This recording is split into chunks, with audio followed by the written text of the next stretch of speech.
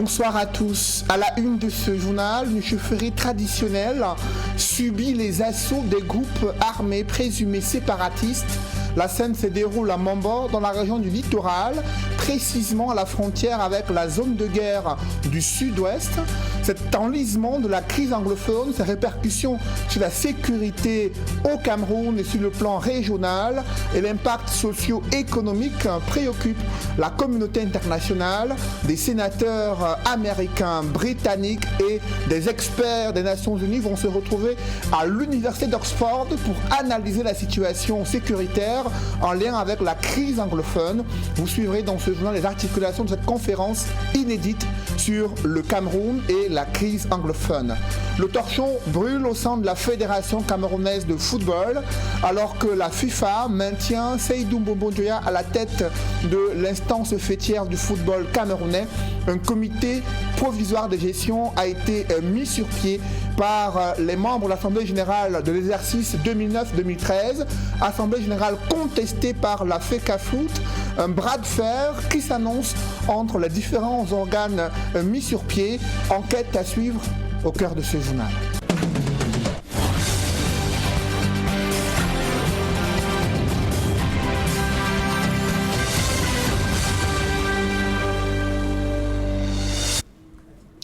Merci de suivre cette édition complète de l'information sur Equinox Télévision. Après une violente déflagration liée à une manipulation dangereuse d'engins explosifs improvisés dans la ville de Douala, c'est une chefferie traditionnelle qui subit désormais les assauts des groupes armés présumés séparatistes. La scène se déroule dans un village situé à Mambo, dans la région du littoral, précisément à la frontière avec la zone de guerre du sud-ouest. Tout un symbole culturel a été attaqué et incendié pendant que le chef de ce village a trouvé refuge en Banga à la suite de multiples menaces de mort. Le récit des faits avec François Dikoumé et Julienne Berthe-Bissaille. Au milieu des cendres, quelques tôles ondulées. Voilà tout ce qui a pu résister à la furie des flammes ardentes qui ont consumé la chefferie traditionnelle de Mondek, petit village de l'arrondissement de Mambo. Parti pour Banga, l'incident se déroule en l'absence du chef. Hier, j'étais ici avec ma notabilité. On avait fait une petite réunion ensemble jusqu'à 17h. C'est à 18h30 que je prends la route pour rentrer en Banga, là où on m'a donné une petite chambre. Et ma chefferie, j'ai laissé ma chefferie, j'ai fermé toutes les portes. C'est dans la nuit qu'on m'interpelle que ma maison a pris feu. Et là où je suis actuellement, là, je n'ai plus rien. Selon des témoignages, des hommes armés ont fait irruption dans ce village et incendié le palais des gardiens de la tradition. Suite aux multiples menaces de mort sur sa personne, Sa Majesté Bébé Sonner a quitté son village pour trouver refuge à Banga. Depuis 2018 que je suis allé à Banga, ce n'est que mes vêtements. Mon épouse et mes enfants, c'est que les vêtements qu'on a pris. Mais on a laissé tout dans à la maison. Donc tout ce qu'ils ont trouvé, ils ont mis le feu, tout a brûlé. Actuellement, là, je ne suis que dehors. Mais je clame, j'appelle tous ceux qui peuvent mettre la main à cette histoire, de m'aider. J'ai raté déjà à 2 fois l'attentat. Et l'État, et même toutes ces personnes qui peuvent venir en aide. Actuellement, là, je ne sais là où aller. Je suis dehors. Mondek, dans le Mungo, dernier village frontalier au sud-ouest, subit des attaques répétées des bandes armées. Et ces attaques se multiplient au moment où il y a un enlisement de la guerre dans le nord-ouest et le sud-ouest, selon l'avis de plusieurs observateurs. Et l'université d'Oxford compte organiser une conférence après l'adoption d'une résolution du Sénat américain appelant le gouvernement camerounais et les groupes armés séparatistes à déposer les armes et engager des négociations et un dialogue sans conditions préalables. Cette conférence est prévue entre le 17 février et le 19 février 2021. Des parlementaires britanniques, français, américains y sont conviés et parmi les personnalités camerounaises figure le docteur Christopher Fomoniou, seul Camerounais à prendre part à cette rencontre. Les différents universitaires conviés à cette rencontre souhaitent examiner la résolution du Sénat américain et envisager des solutions que pourrait prendre la communauté internationale afin de mettre un terme à la crise la plus négligée dans le monde, à savoir la crise anglophone. Évoquons à présent dans ce journal d'autres sujets d'actualité concernant le problème foncier qui se pose dans la station balnéaire de Kribi, là où des appétits se multiplient. Malgré les mesures prises par le gouvernement, de nombreux Camerounais font face à des ventes multiples de mêmes espaces de terrain. Même l'intervention des autorités peine à pouvoir dissiper les réseaux de faux qui se multiplient dans cette partie de la région du Sud. C'est une enquête signée Joseph Abena. Donc là, on vient de casser ça. Voilà, justement. Vous voyez là, non? Donc on a cassé là le peu de barils qui restait. Et vous allez voir que dans quelques jours, il y aura une construction ici. Et tous les jours, c'est comme ça. Chaque jour, quand vous venez ici, vous trouvez de nouvelles constructions, les unes sur les autres. On dirait que c'est pas la même maison, hein. C'est-à-dire que chacun, ce sont des fondations individuelles. Tout cet amalgame-là vient du fait que comment la sous-préfecture a pu valider les descentes 2 ou 3 fois sur un même site. Pourquoi on fasse 3 titres fonciers d'une même superficie? La gestion foncière à Kribi s'apparente à un véritable mystère. Par des appétits fonciers, on assiste à des ventes multiples sur les mêmes sites et des plaintes pointant un doigt accusateur sur le service départemental du cadastre. Nous avons demandé plusieurs fois au cadastre par écrit de nous notifier le deuxième rapport. Parce que c'est à cause de lui que nous subissons tout cela. On ne peut pas compter les plaintes, les citations directes au tribunal.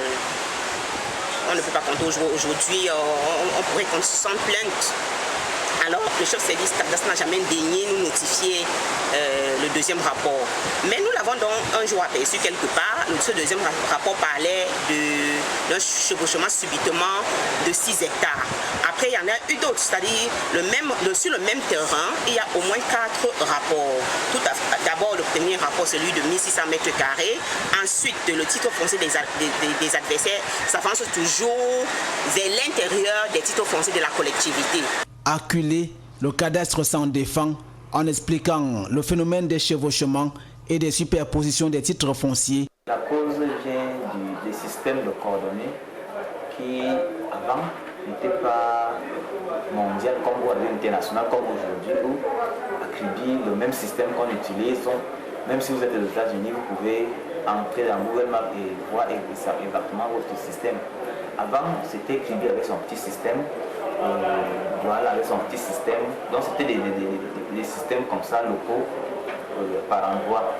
Et même longtemps avant même, je peux arriver au quartier Tala, moi je crée mon système, l'autre arrive au quartier Pamou, qui crée son système. Ça fait que les titres fonciers pouvaient se chevaucher parce qu'ils n'étaient pas dans le même système. Dès lors que les titres fonciers sont dans le même système, on ne peut plus avoir chevauchement parce que si on a un titre, lorsqu'on vient avec l'autre, on verra forcément qu'il y a un qui entre dans l'autre et on va amener le second qui arrive pour lui dire tiens, il y a déjà un titre foncier. Mais tant qu'ils ne sont pas dans le même système, ils peuvent s'empiler la même titre foncier sur le même endroit parce que chacun est dans son système. Plusieurs plaignants restent insatisfaits à ces explications techniques et préfèrent saisir les tribunaux ou le ministre de tutelle. Quand je lis dans les documents ministériels, on parle des propriétés du titre foncier. Un titre foncier est inattaquable, intangible et définitif. Il est hors de question que nous soyons en possession d'un titre foncier et qu'on vienne chez nous détruire nos mises en valeur, que nous ne puissions pas jouir de notre droit de propriété. J'avais mis des plaques là-bas partout lorsque j'ai fait des mises en valeur. Tous ces plaques ont été détruites. Ces gens qui viennent construire là-bas aujourd'hui savaient très bien que c'est le titre foncier qui appartient à quelqu'un. Il y avait mes numéros de téléphone et mes contacts dessus, mais ils ont tout détruit et effectivement ils ont construit, ils habitent là et rien n'est fait. Donc j'interpelle le ministre des Domaines, ce qui j'ai déposé des requêtes depuis juin 2020, d'essayer de regarder ce dossier et de le solder parce que c'est clair comme l'eau de roche. Le terrain ne marche pas. Il est hors de question qu'il y ait un rapport qui montre un chevauchement de 1600 mètres carrés. Ensuite, le terrain marche. Il y a un chevauchement de 3 hectares et de 6 hectares et superposition totale. À Kribi, la terre n'appartient plus aux premiers occupants, mais aux plus puissants en termes d'argent, mais aussi des relations à Yaoundé. Pour sortir Kribi de ce capharnaüm de conflits fonciers, l'arbitrage de M. le ministre des Domaines et des Affaires foncières reste très attendu. Que se passe-t-il dans les circuits économiques au Cameroun?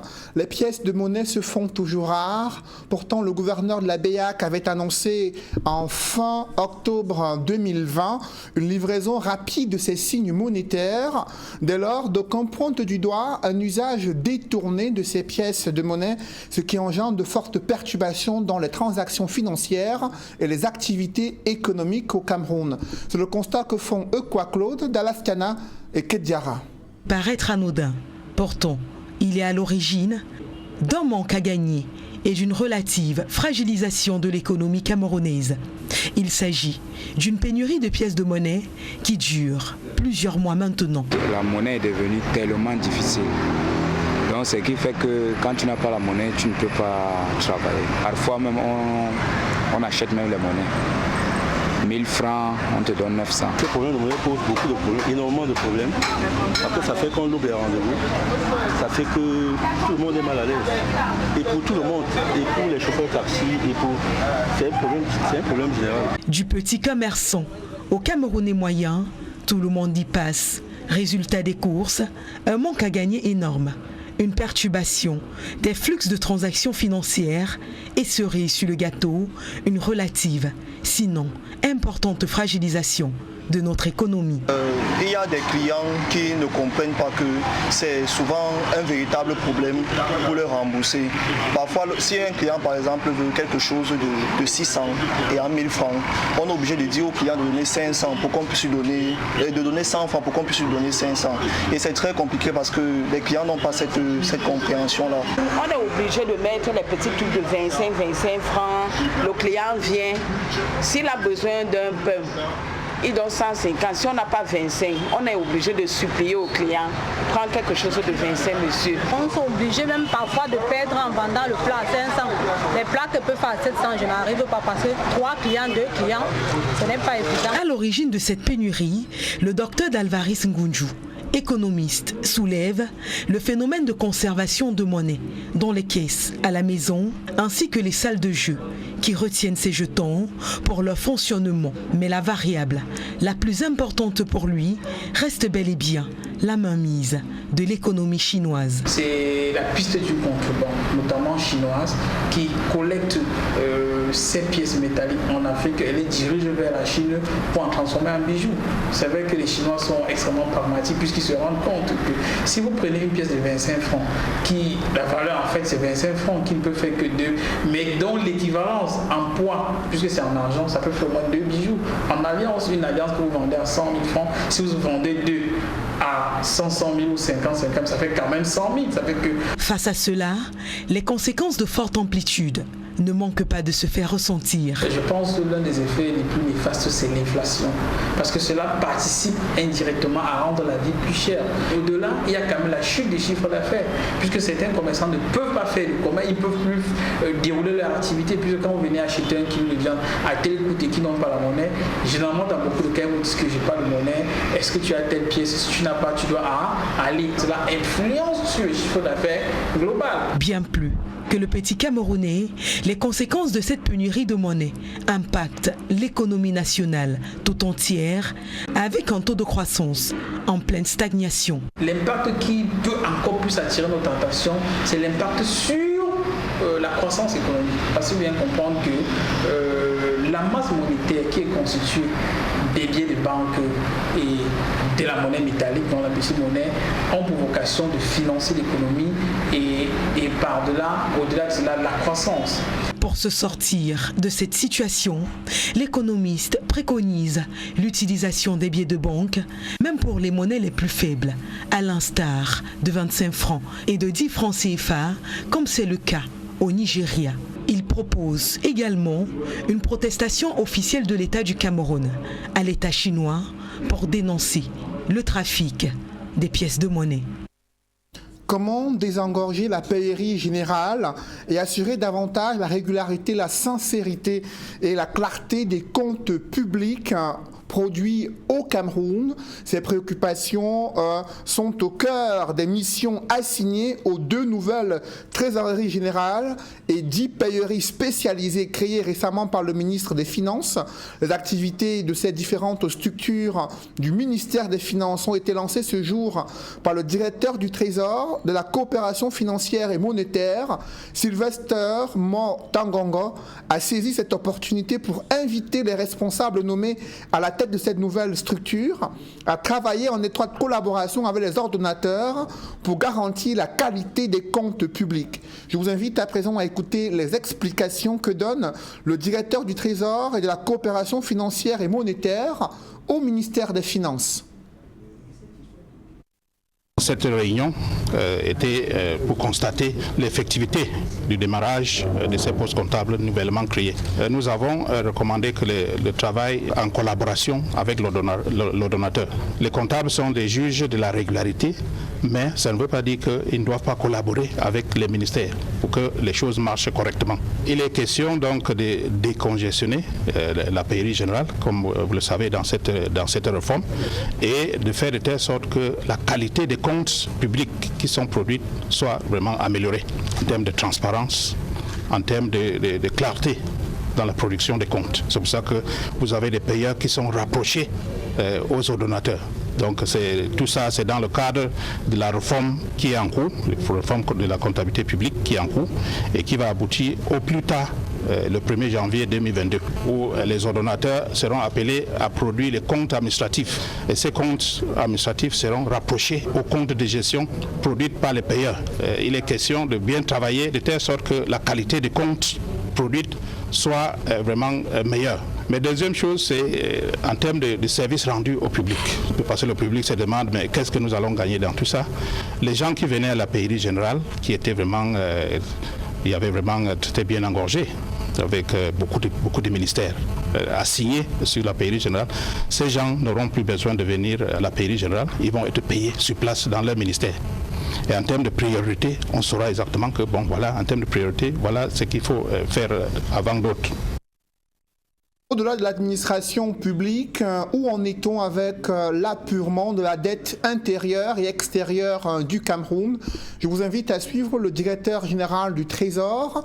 Il fait le point sur le paiement du service public de la dette au Cameroun. Les derniers paiements nous ont ramenés au mois d'août. Mais actuellement, nous sommes au mois de septembre, puisqu'il faut retenir que malgré les difficultés que nous avons, nous continuons à payer par ordre chronologique. Donc il n'y a pas de désordre. On peut avoir des urgences qui sont traitées et tout. Par exemple, vous avez les CHAN. Les opérations du CHAN ne peuvent pas attendre les 90 jours. Donc nous continuons à payer par ordre chronologique et nous sommes au mois de septembre au niveau de la payerie générale, au niveau central. Et dans les trésoreries générales, il y a certaines qui sont déjà au mois d'octobre. Et il y a certains ministères, par exemple le ministère des Travaux publics, ces OTA sont essentiellement utilisés pour payer les grands travaux. En termes de paiement, là-bas, vous allez voir que la plupart des dépenses du MINTP sont des dépenses qui sont arrivées au mois de novembre, au mois de décembre. Il n'y a pas beaucoup de retard. Ça, c'est la dette intérieure réseau Trésor. Mais nous avons aussi la dette intérieure au niveau de la CAA. Nous réfléchissons sur ça, sur comment faire un paiement massif. Je crois que ça, c'est une instruction que le ministre des Finances a donnée, de voir dans quelle mesure nous pouvons lever des fonds pour faire un paiement massif de la dette intérieure globalement et non seulement au niveau du réseau Trésor. Comme je disais, pour le réseau Trésor, nous sommes en train de travailler. On avait vraiment des contraintes au mois de janvier avec la dette extérieure qui était très élevée. Bon, pour ne rien cacher, on était à 85 milliards de dettes extérieures au mois de janvier. Avec ces contraintes, on était obligé de ralentir un peu le paiement de la dette intérieure et nous allons continuer au mois de février et au mois de mars. Dans ce chapitre économie, la crise sanitaire a eu des effets dévastateurs dans plusieurs secteurs d'activité, notamment celui des petites et moyennes entreprises. Et ils sont nombreux des Camerounais qui se retrouvent sans emploi, dont les activités ont été ralenties du fait de la crise sanitaire. Le programme des Nations Unies pour le développement leur a apporté un appui, mais ils en demandent un peu plus face à l'impact économique de la crise sanitaire qui continue de se faire ressentir jusqu'à ce jour. Bonjour, explication avec Steve Eboulet et Isabelle Carole Zoupet. Cameroun, comme dans bien d'autres pays, la crise de Covid-19 a mis en évidence les vulnérabilités sous-jacentes des économies, des communautés et de nombreuses familles, exacerbant la pauvreté. Les mesures de confinement prises par la suite pour atténuer la propagation de la pandémie ont provoqué de grandes perturbations le long des chaînes de valeur, de multiples activités formelles et informelles, entraînant de lourdes conséquences. Moi, j'ai été impactée depuis mars 2020.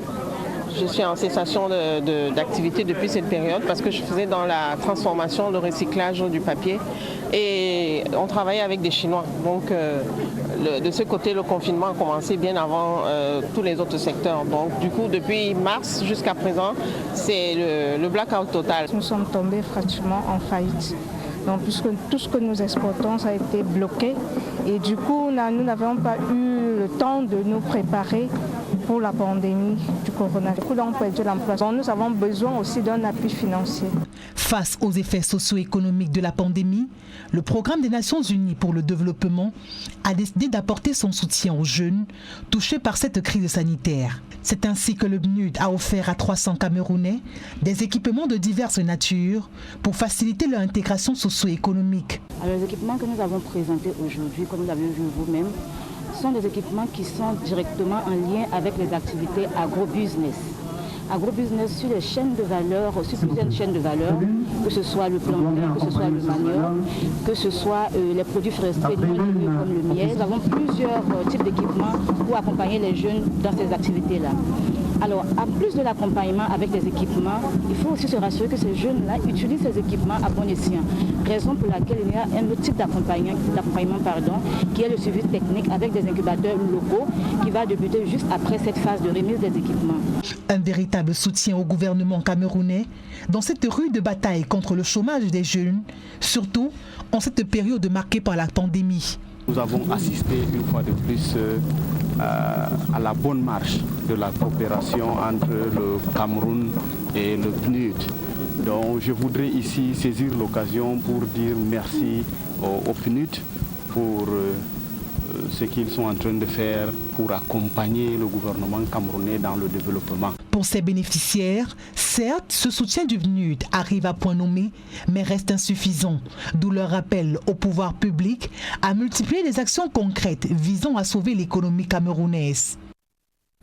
Où en est-on avec les travaux de construction d'un institut des beaux-arts en Konsamba?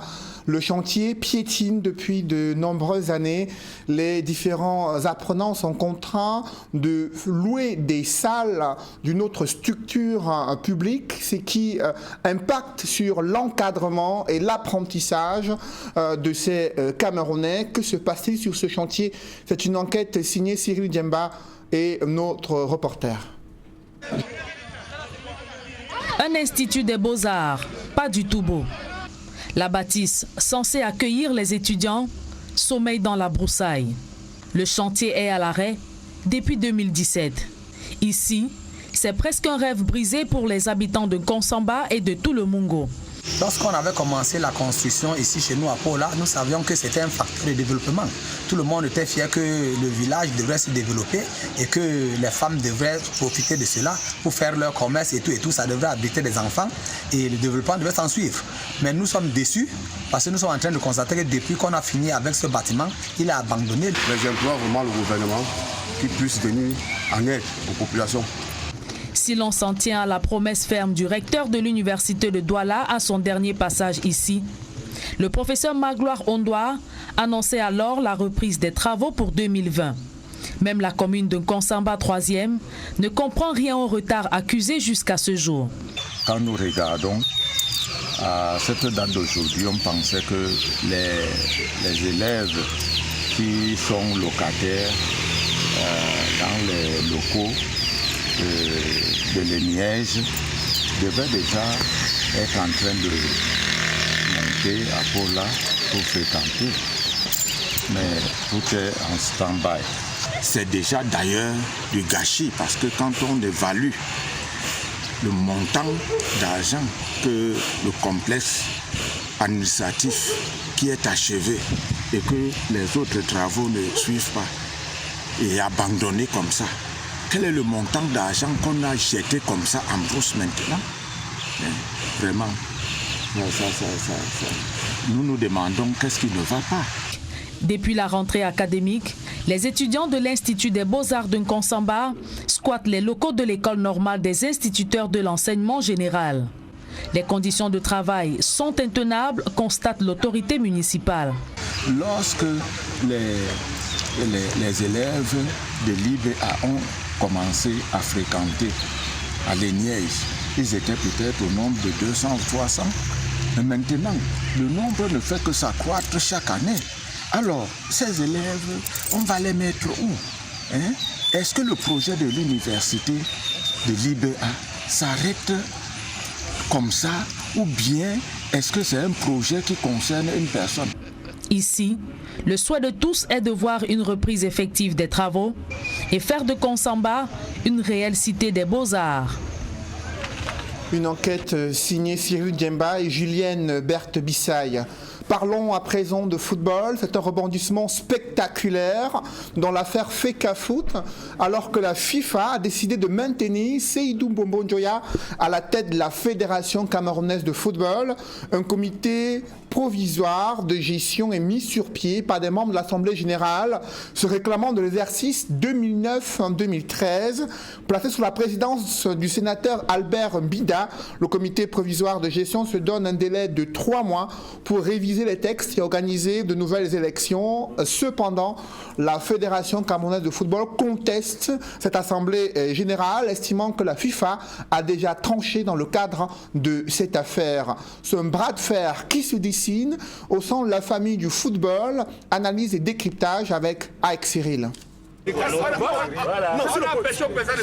C'est un nouvel épisode dans le feuilleton de la Fédération camerounaise de football.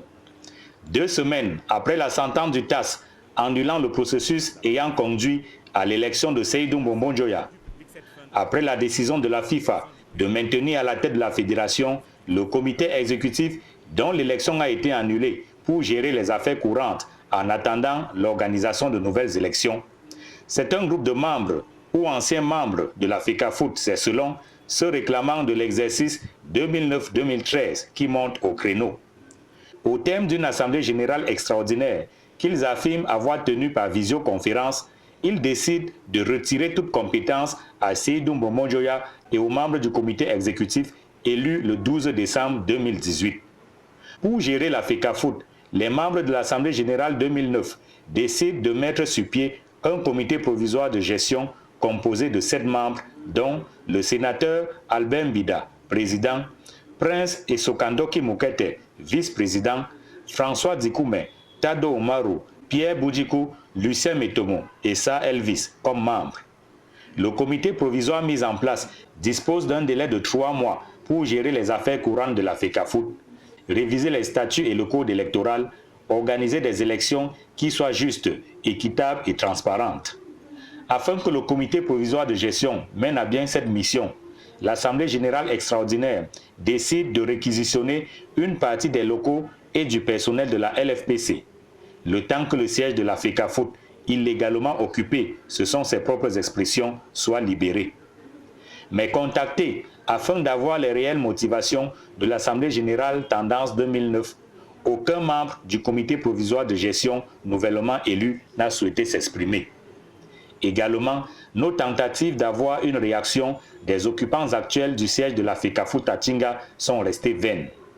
Mais le 1er février dernier déjà, la Fecafoot, par la voix de ses avocats, mettait en garde des individus contre toute action visant à déstabiliser le football camerounais. C'est une affaire à suivre. Quelle est l'ambiance dans la tanière des Lions indomptables à Prime en route pour la finale de cette compétition? Mais ils devraient d'abord battre les Lions de l'Atlas, les Marocains qui doivent affronter demain à Limbé. L'entraîneur des Lions indomptables à Prime et l'un de ses poulains se sont exprimés face à la presse pour évoquer à la fois l'ambiance et remercier la mobilisation du peuple camerounais qui les a donné la force et le courage d'arracher le ticket qualificatif pour le dernier carré de cette compétition. Je vous invite à les écouter. remercie aux populations de Douala et de Yaoundé qui nous ont beaucoup soutenus et grâce à leur soutien, on a pu remporter nos matchs là-bas. Et pour la population de Limbé, je veux les appeler à venir au stade massivement et très tôt pour nous soutenir parce qu'avec eux à côté de nous, rien ne pourra nous dépasser sur ce terrain de football. Unfortunately, we've run out of time. Thank you very much, Coach, for gracing us with your presence. Best luck for tomorrow's game. And I will say may the best team win. That brings us to the end of the press conference. Je pense que c'est la CAF qui devrait être affectée par ce genre de comportement. Un pays ne peut pas décider de son propre chef de transgresser les règlements de la CAF. Bon, pour nous, que le Maroc réside à Bamenda ou à Douala, ce n'est pas notre problème. Nous, on prépare notre match là où la CAF nous a demandé d'être. Maintenant, c'est à la CAF de s'occuper de ce genre de... Je sais pas. Un pays ne peut pas décider de refuser le site désigné par la CAF. Je trouve que c'est absolument grave. If a team decides to go against CAF rules, I believe that CAF strictly reserves the right to handle the situation the way it chooses. But for me and my team, we are okay whether they stay in Bamenda or in Douala or wherever they choose.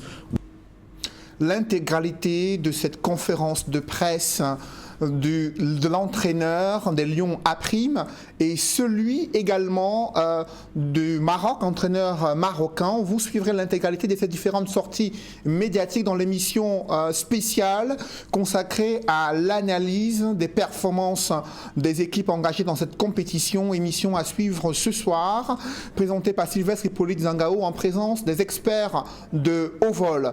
Mais avant, les Camerounais sont très intéressés par les performances de ces deux équipes qui vont s'affronter demain. D'un côté les Lions A' et de l'autre côté les Lions de l'Atlas, les Marocains déterminés à aller jusqu'au bout dans cette compétition. Quelles statistiques, quelles performances, quelles sont les chances des poulains de Tungu-Pilé? Élément de réponse avec Jean-Paul Chouniat.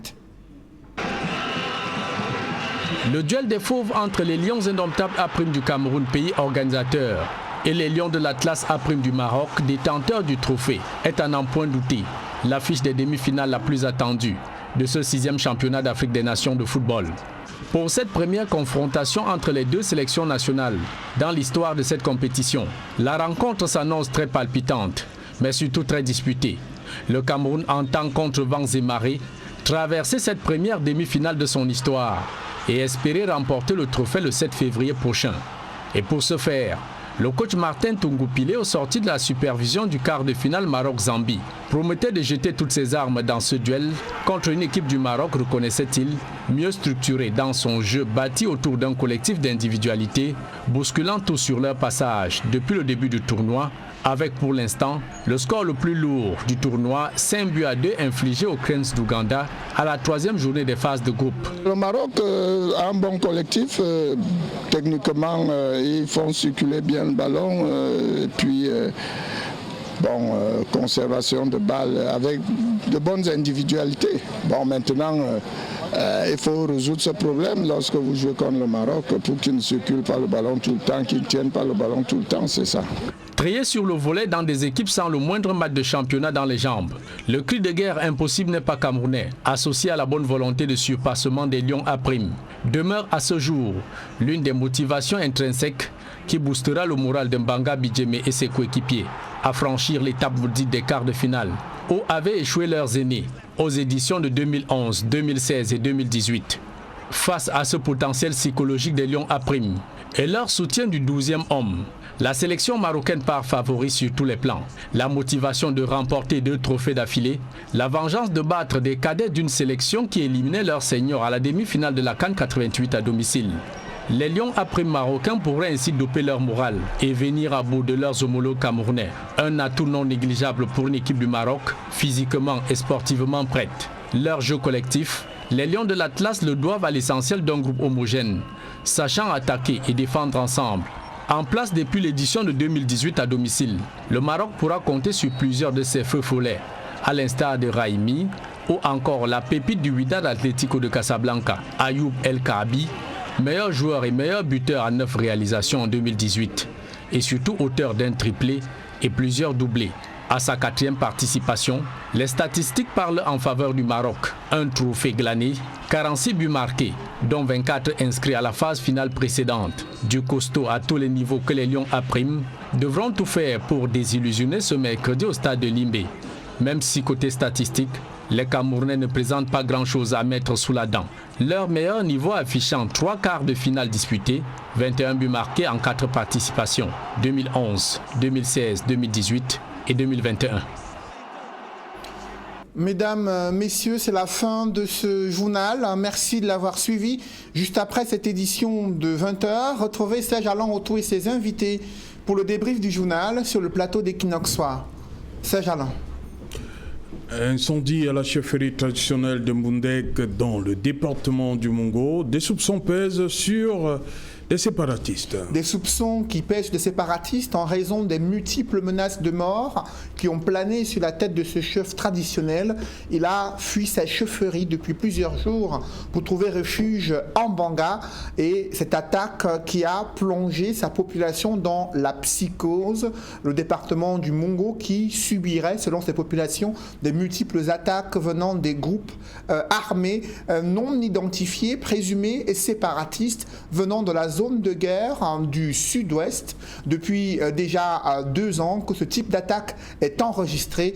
Il faut préciser que cette dernière en date intervient après une explosion survenue en plein cœur de Douala à la suite d'une manipulation dangereuse d'engins explosifs improvisés. L'un des jeunes est décédé et les 2 venaient des régions en guerre. C'est Jalan. Voilà, madame, monsieur, c'est donc l'essentiel. L'Equinox Soir, 2e partie. Bonne soirée à vous, Cédric. Bonne soirée à vous, Serge Allan. Rendez-vous demain 20h.